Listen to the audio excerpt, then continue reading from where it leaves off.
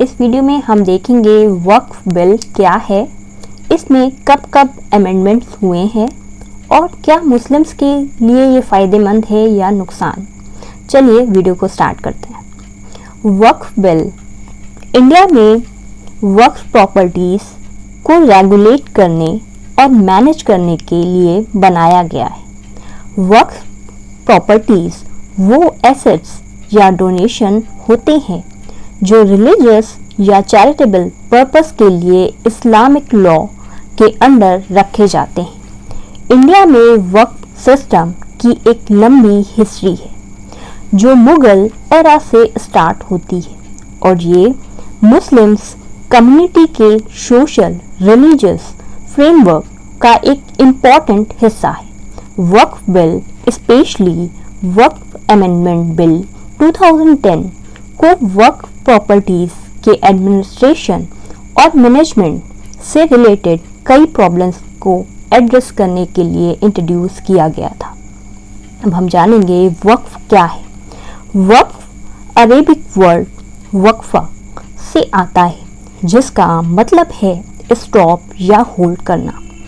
इसका मतलब है किसी प्रॉपर्टी को रिलीजियस, चैरिटेबल या किसी और बेनिफिशियल पर्पस के लिए डेडिकेट करना। इस्लामिक लॉ के अकॉर्डिंग वक्फ में ज़मीन, बिल्डिंग जैसे एसेट्स शामिल हो सकते हैं और इन प्रॉपर्टीज से जो इनकम होती है वो मस्जिद, मदरसे, हॉस्पिटल्स, स्कूल और ऑर्फनेज जैसे वेलफेयर एक्टिविटीज़ में यूज़ होती है।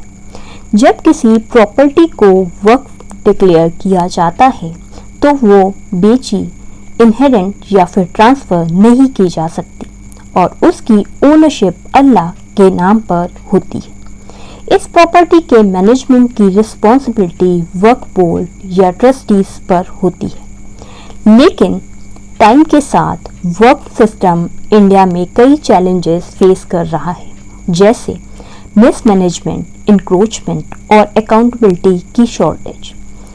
वक्फ का हिस्टोरिकल बैकग्राउंड इंडिया में क्या है? वक्फ सिस्टम की शुरुआत मुगल एरा से होती है जब इसे रिलीजियस चैरिटेबल कॉजेस को सपोर्ट करने के लिए इस्टेब्लिश किया गया था। मुगल रूलर्स के टाइम पर वक्फ प्रॉपर्टीज मस्जिद, मदरसे और पब्लिक वेलफेयर इंस्टीट्यूशंस के मैनेजमेंट के लिए दी जाती थी।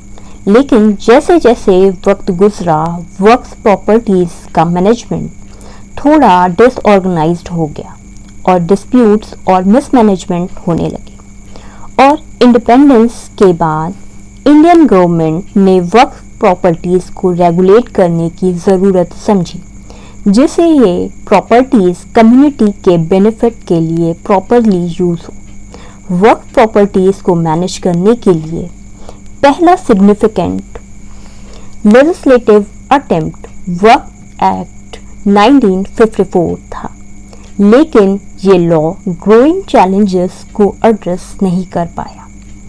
फिर आता है वक्फ एक्ट 1995। 1995 में इंडियन पार्लियामेंट ने वक्फ एक्ट पास किया जो वक्फ प्रॉपर्टीज़ के मिसमैनेजमेंट, इंक्रोचमेंट और करप्शन जैसे इश्यूज़ को एड्रेस करने के लिए बनाया गया था। इस एक्ट ने सेंट्रल और स्टेट लेवल पर वक्फ बोर्ड को इस्टेब्लिश किया जो वक्फ प्रॉपर्टीज़ का एडमिनिस्ट्रेशन देखते हैं और इंश्योर करते हैं कि वो इंटेंडेड चैरिटेबल पर्पस के लिए यूज़ हो रहे हैं। वक्फ एक्ट के तहत सेंट्रल और स्टेट वक्फ बोर्ड को वक्फ प्रॉपर्टीज़ का रजिस्ट्रेशन मेंटेन करना, सर्वे कंडक्ट करना शामिल होता है। इस एक्ट में वक्फ प्रॉपर्टीज़ से रिलेटेड डिस्प्यूट्स को रिजॉल्व करने के लिए भी मैकेनिज्म दिए गए हैं। वक्फ अमेंडमेंट बिल 2010।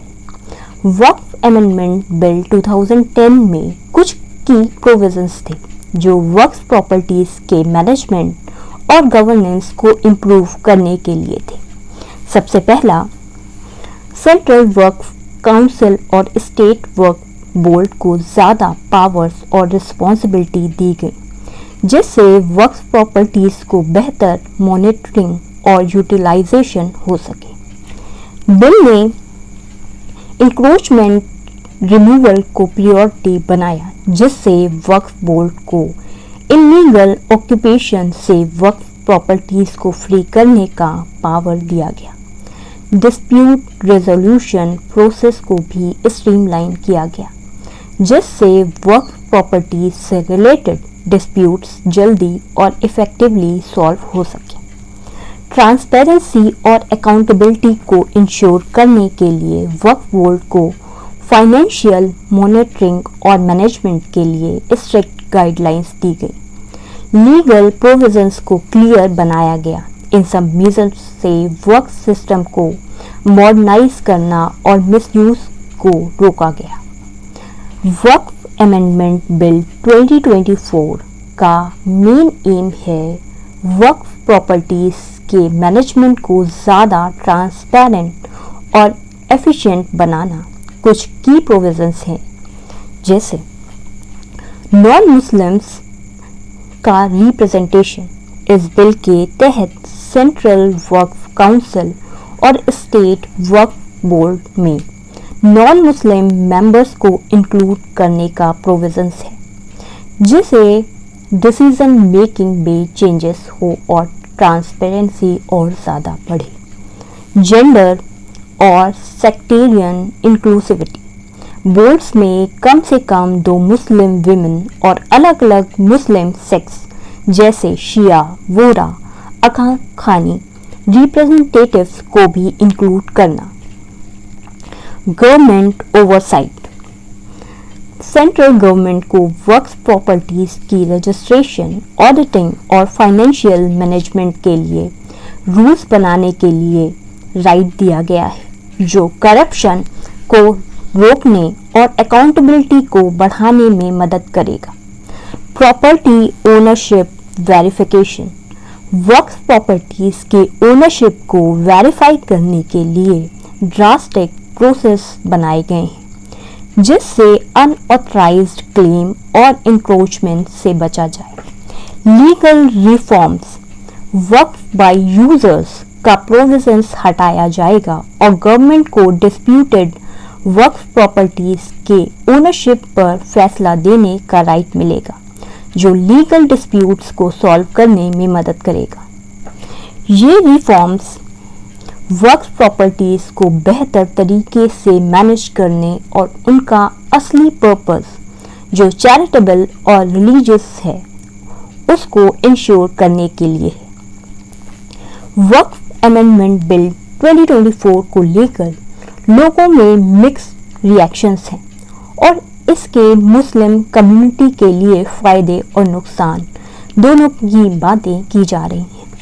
सपोर्टर्स का कहना है कि ये बिल वक्फ प्रॉपर्टीज़ के मैनेजमेंट को बेहतर बनाएगा, जिससे उसका असली चैरिटेबल और रिलीजियस पर्पस इफ़ेक्टिवली सर्व हो सके।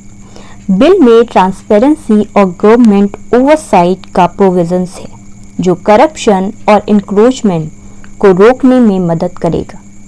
इसके अलावा अलग अलग मुस्लिम सेक्स और नॉन मुस्लिम्स मेंबर को वक्फ बोर्ड में शामिल करना इंक्लूसिविटी को प्रमोट करेगा, जो मुस्लिम कम्युनिटी को फ़ायदा दे सकते हैं। लेकिन क्रिटिक्स का कहना है कि इससे मुस्लिम इंस्टीट्यूशन की ऑटोनॉमी को नुकसान हो सकता है। नॉन मुस्लिम्स मेंबर को वक्फ बोर्ड में शामिल करने से गवर्नमेंट का ज़्यादा कंट्रोल होगा, जो कि मुस्लिम के रिलीजियस डोनेशन पर अननेसेसरी इंटरफेरेंस हो सकता है। इससे वक्फ प्रॉपर्टीज़ का रिलीजियस और चैरिटेबल नेचर भी डाइल्यूट हो सकता है। उम्मीद करती हूँ आज का वीडियो आपको समझ में आया होगा। अगर आपको अभी भी इससे रिलेटेड कोई भी डाउट है तो आप मुझसे कमेंट सेक्शन में पूछ सकते हैं। वीडियो पसंद आए तो वीडियो को लाइक करें, चैनल को सब्सक्राइब करें। मिलते हैं नेक्स्ट वीडियो में। Thank you.